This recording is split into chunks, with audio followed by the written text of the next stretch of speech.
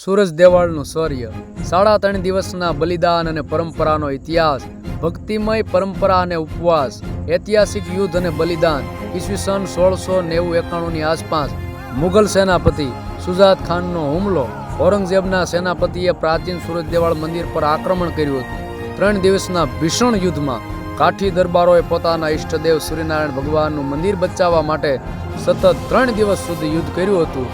વીરોની શહાદત, ધર્મ અને મંદિરની રક્ષા કાજે અનેક કાઠી સપૂતોએ રણમેદાનમાં બલિદાન આપ્યું હતું. 3.5 દિવસના નકોડા ઉપવાસ, વીરોની યાદમાં વૈશાખ સુદ એકમથી ચોથના બપોર સુધી આ કઠોર ઉપવાસ કરવામાં આવે છે. ચા, શરબત અને જળના આધારે જ નકોડા ઉપવાસ અન્નનો ત્યાગ કરી માત્ર પ્રવાહી ઉપર જ કરવામાં આવે છે. 700 વર્ષ જૂની અતૂટ પરંપરા આજે પણ કાઠી ક્ષત્રિય સમાજ દ્વારા શૌર્ય ગાથાને શ્રદ્ધાપૂર્વક જીવંત રાખવામાં આવી છે. જય સૂર્યનારાયણ.